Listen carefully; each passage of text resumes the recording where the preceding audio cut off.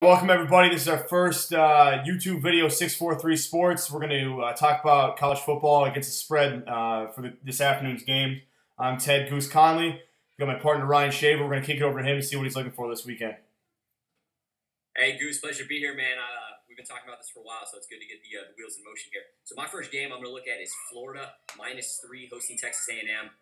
Florida's 13-3 the last 3 seasons at the Swamp. They got the number 46 defense in college football right now through 6 weeks of play. That's usually their staple, and I usually expect that to be a little bit higher because they're so inept at the quarterback position, and that's the only way they can stay in ball games. A&M is 3-5 in true road games the last 3 seasons. Hard to believe they only played 8 road games in 3 years. That's unreal. I'm gonna give the odds to the better quarterback play for the true freshman Kellen Mond. Historical data, looking at these stats here, tells me to take Florida, but I'm going to go with the Aggies +3 and cover the spread there. My next game is the Red River Shootout, OU Texas. OU's given 9.5 to the Longhorns. 5 of the last 7 games have gone to OU. They got the over/under set at 64 points. 3 of the last 5 years they've gone over that 64 benchmark, but I don't like it this year. I think it stays under. Mayfield and the boys play well.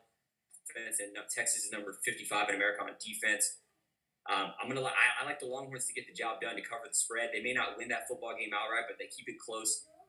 Cover the spread there. Texas has played USC close. Verdict's not out on them. They beat an Iowa State team on the road by double digits, and we know what happened last week between Iowa State and Oklahoma. And Texas also beat a pretty good Kansas State team. So I look the Longhorns to cover that spread there. Big 12, man. I like these Texas matchups today. Texas Tech is playing at West Virginia. Texas Tech is giving 3 points to the Mountaineers. Over/under set at 72.5. I know we spoke offline about this, but I don't think they get anywhere near that benchmark today. This is West Virginia's first true home test. They've hosted East Carolina, Delaware State, and Kansas. 3 mediocre to bottom feeders in Division I football. So I like Texas Tech to actually go in, get the job done, get a victory, cover the spread. Cool. Yeah, no, the game that you touched on that I also agree with is Texas Tech, West Virginia. I love the under in that game. I'm not touching the spread, but for reasons you said, I think the game is going to be close, so I think they're going to get a little possessive. They're going to want the ball. They're going to run the ball more. Short completions, keep that clock running on both games. I expect a close game, but I'm hammering the under at 72.5, West Virginia, Texas Tech. Another game looking for Florida State at Duke. Florida State is 0-4 in the under, so they've gone under in all their games. They've also 0-4 against the spread. I think that's too. You don't just do that. It's football. It's Vegas.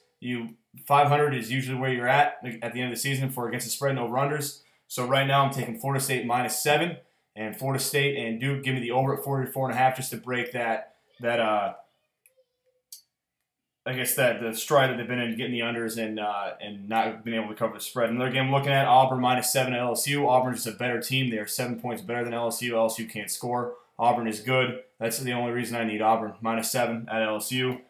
Baylor +26 at Oklahoma State. Baylor has been a big dog in 2 straight conference games. They were a 15-point dog against Kansas State. They ended up losing that game by 13, covered. I think the Oklahoma game, they were upwards almost a 30-point dog. They ended up losing that game by 8. I think Baylor's improving.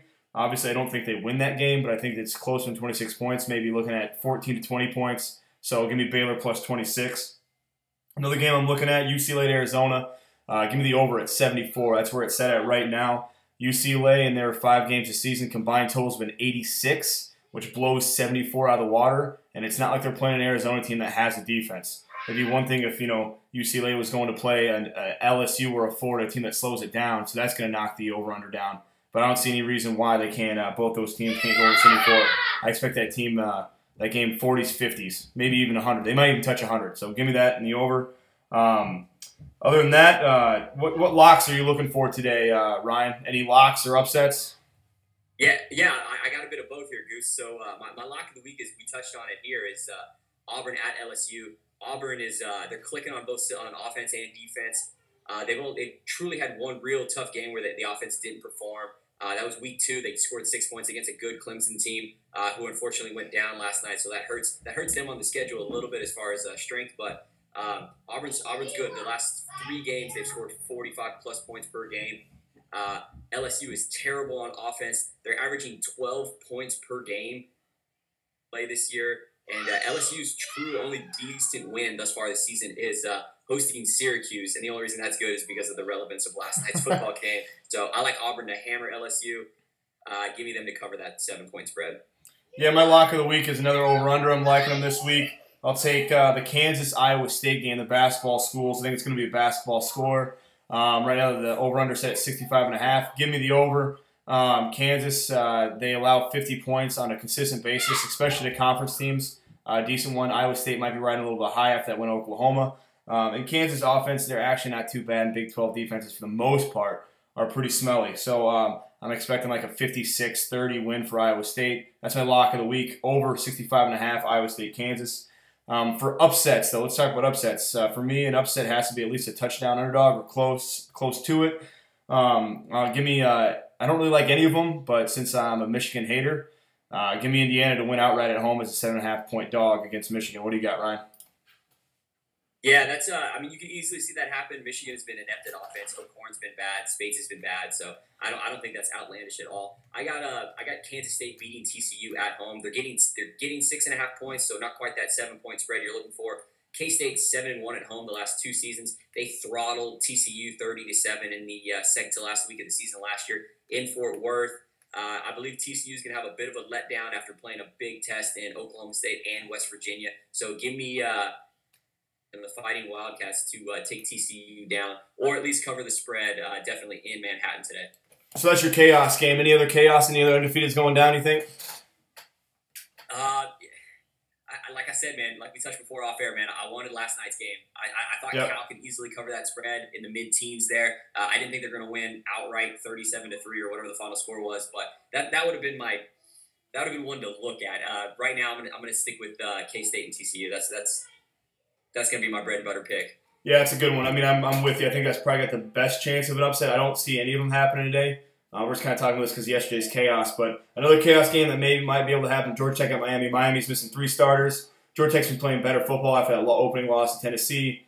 And I think Georgia Tech recently has Miami's number. I think it maybe like 6 out of the last 7. And I know Georgia Tech's been better and Miami hasn't been this good recently.